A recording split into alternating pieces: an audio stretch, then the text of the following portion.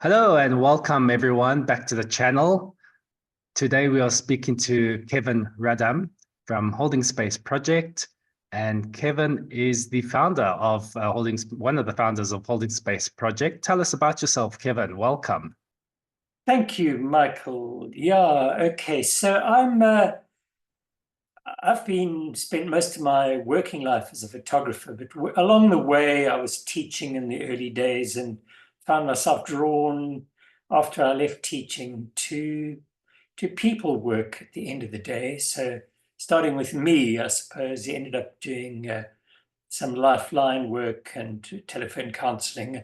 Along the way of the many years, I finally found an organization called the Mankind Project, which is about men's self-development. It's about taking responsibility. It's about not making excuses anymore, and Yes. it's really also about authenticity. It's about show up as you are, be the best one you can be. You know that old story, but it was very powerful work. So the two of us, Mervyn and I, who were the founders of Holding Space, have both benefited enormously from this work and have long held. We've been involved since 2006, 2007. Yeah. But it's expensive, complex, time-consuming, and sort of logistically a difficult process to explode, if you like. And our dream, the two of us, has been to take this men's work out to as many people as we can. Okay. To make it, if you like, the go-to men's movement.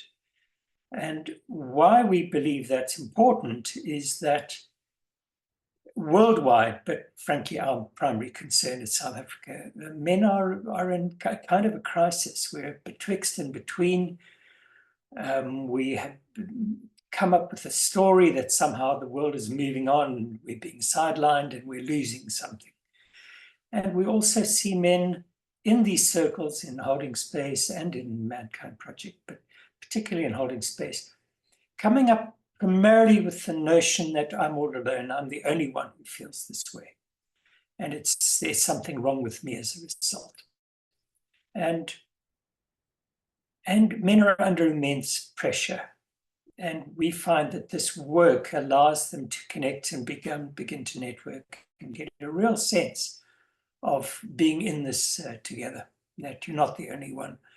Yes. And that all of your struggles are simply on a journey towards becoming better. What that better is, we don't tell you. That's that's you. That's for you, the better you, if you like. So, And what does Holding Space do differently to some of the other groups like Mankind Project that yeah, are? up to now, for almost 2 years, we've been running as a volunteer, as a free service, but we can't grow from that place. You know, we can't pay people, we can't train people, we can't get out there into the communities. So we've come to the realization that we need to, frankly, be a little bit more pragmatic about this, a little less of the Don Quixote, Yes. a little bit more realistic, and a lot more realistic, to be quite honest.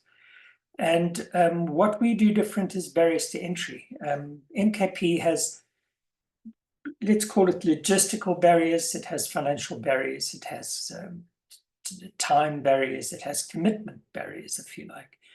Holding Space, we have very little of that. It's far more accessible.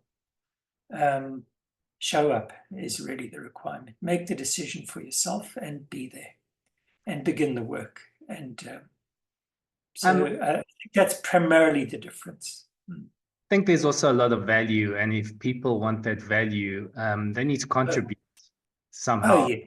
financially and energetically to the process, right? Yeah, you're quite right. I mean, one of the learnings out of MKP is, and we're speaking to men of Holding Space, is that because it's free, it's easier to say, well, maybe not this time. I'm not really that committed. I don't feel that good this week. Let me just pass it by. Yeah. And whereas, as you know, when you've paid for something, you make more of an effort to get there, right? Definitely. Yeah, when you paid for Yeah. something, you value it more. And I think that's the Sunday. So you gave us so much information in the beginning there, but I just want to zone in on one or two things. You said that it's at this time men need help and support. Why is it so important to empower men, and what's the difference between them going to a success seminar as opposed to coming to a holding space? Hmm. Yeah, it's a great question, Michael. Why is it important? I believe it's important because we see what happens when men are not thriving. And in my sense right now, many men are not thriving in this country. There's full of self-doubt, full of pretense, full of trying to be, frankly, someone else. Aha, yes. And there's real, we don't need to look very far to see the consequences of that. Broken families, lack of responsibility, violence, GBV, all of it. Men's suicide rate in this country is appalling, in my judgment, because of the pressure that the individual man finds himself under. Yeah. Yeah. And so what do they find that they wouldn't find it like a success or a career-driven summit?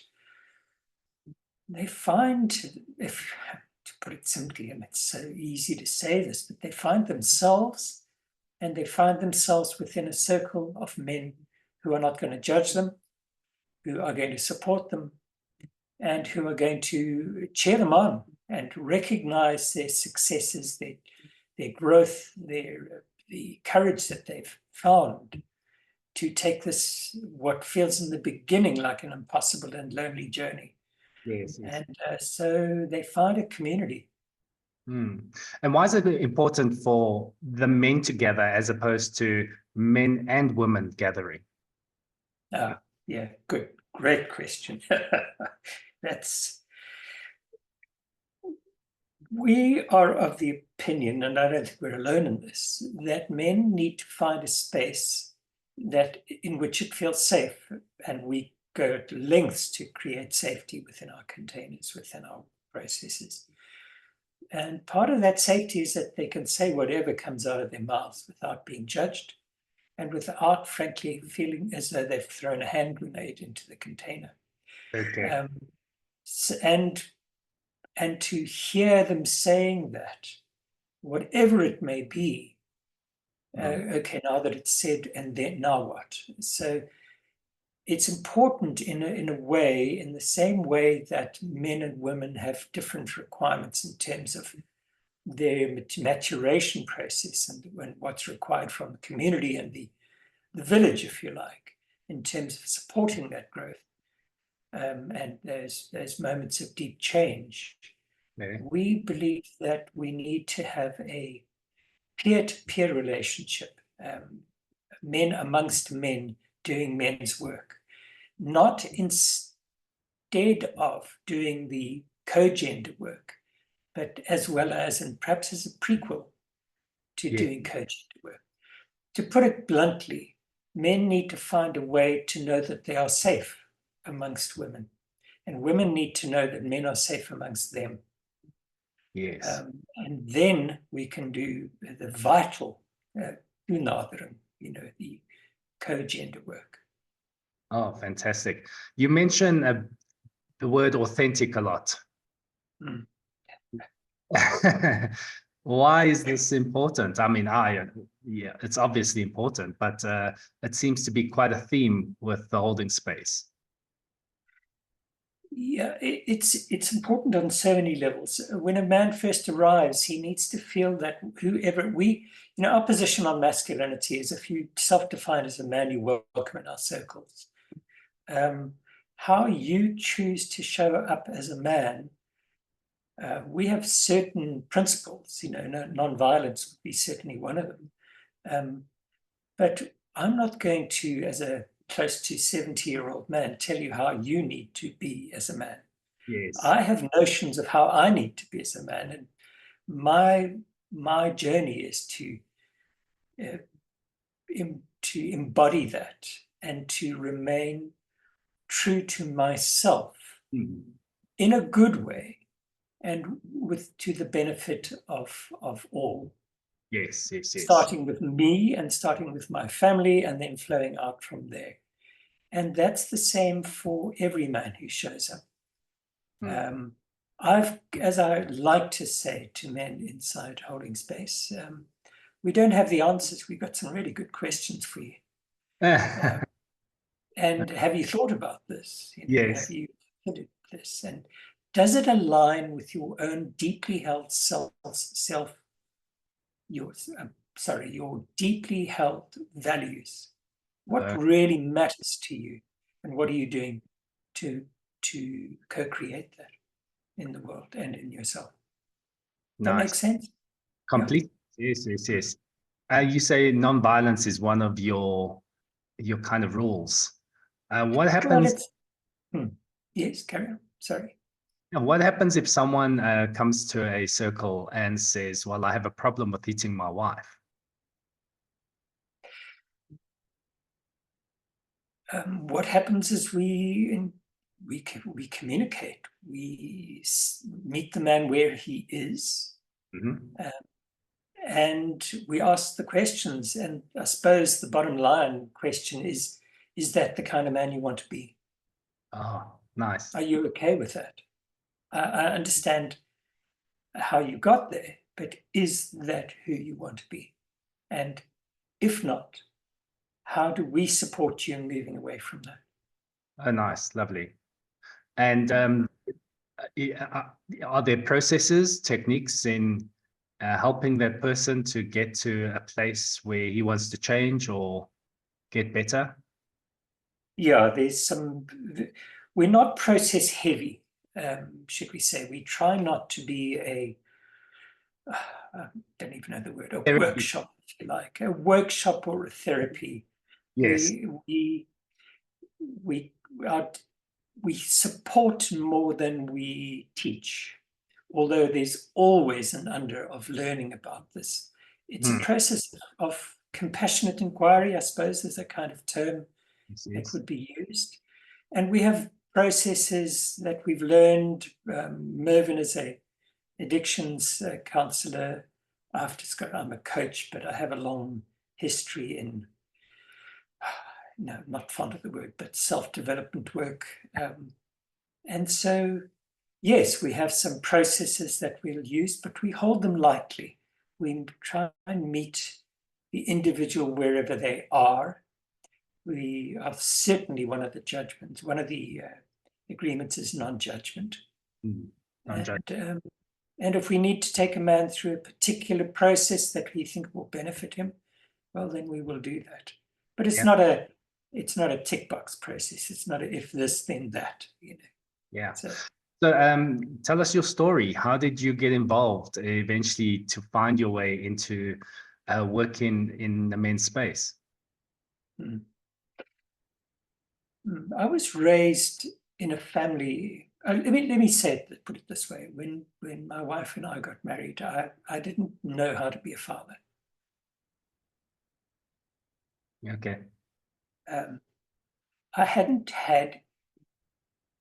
a role model, my grandfather, who was there, but he died when I was relatively young, probably around puberty. But there was a kind of a lack of role models, and there was a fairly broken model of how to be as a family, and particularly around how to be as a father. And I had somehow the wisdom, in retrospect, to acknowledge that to myself, even if it was just a felt sense rather than a clear awareness. Yes.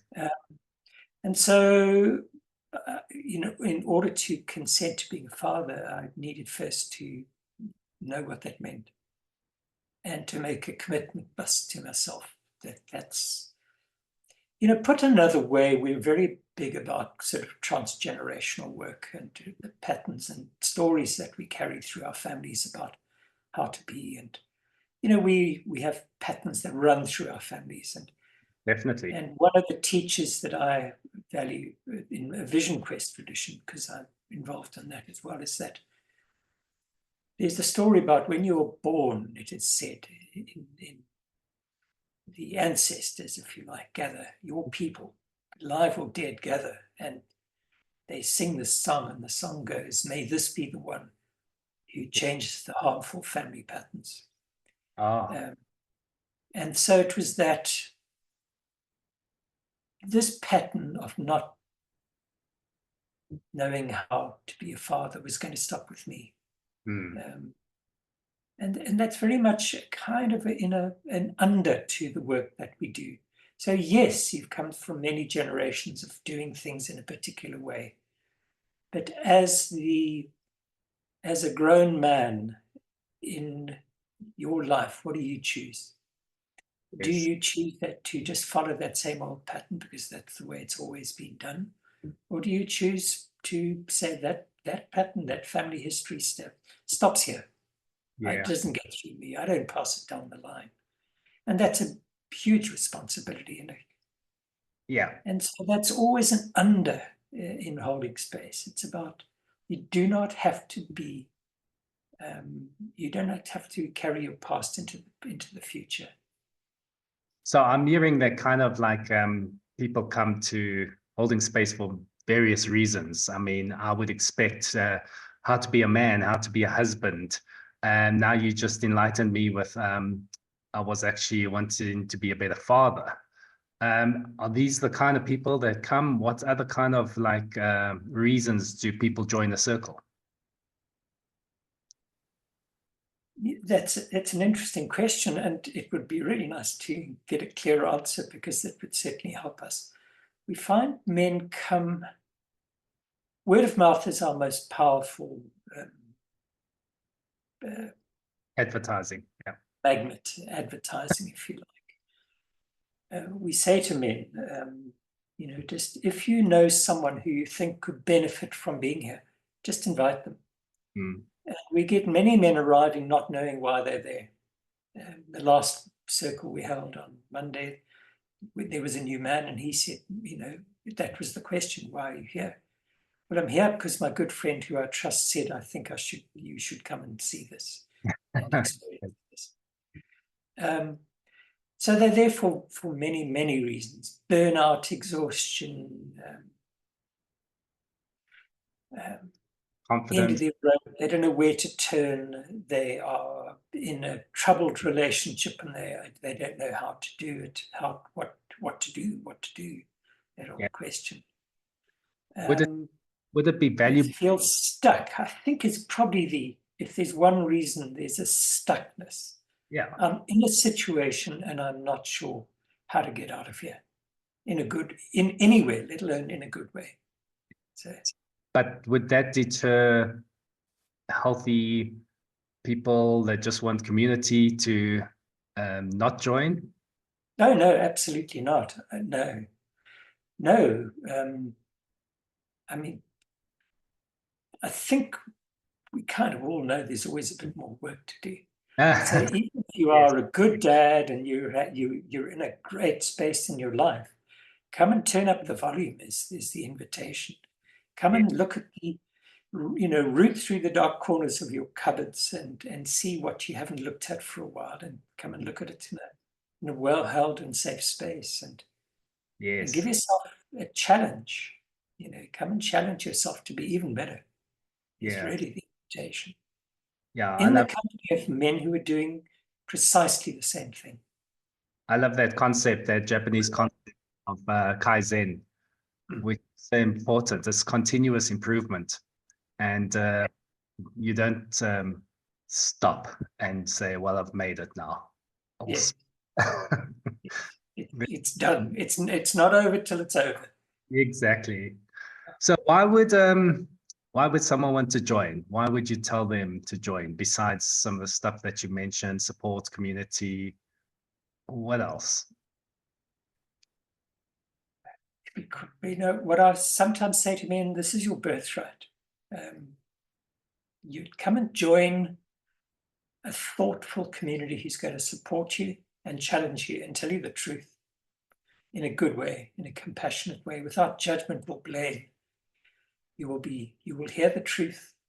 And you will hear yourself speak the truth Mm. in your own voice. And that is almost more powerful than hearing it. In fact, it is more powerful than hearing it from someone else. Yeah. So come in order to thrive Right. Yes. And do and I, challenge yourself. Yeah. coming to the circle for the first time, do I have to now expose myself and tell my secrets? There are, there's one requirement, and that's be there. Just Be show up. there, and yeah, and we will invite. It's a word I love. There's a constant invitation to you to take a risk. Take a risk. Take a small risk. That's fine. Take a big risk if you feel ready. But we're not there. There are no cattle prods. We're not forcing. There's no arm twisting going on. We will challenge, yes, and invite. And probably the most powerful force inside that thing is that of modeling and hearing other men's stories, other men who've been where you've been and have either found a way forward for themselves, which may not be yours, but they have found a way, or they're in the process of beginning to find a way.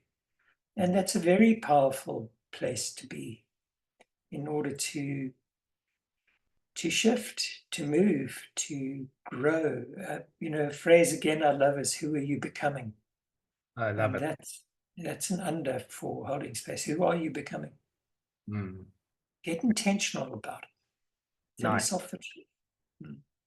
Lovely. As one of the founders of Holding Space Project, where do you see this going? What's the big vision?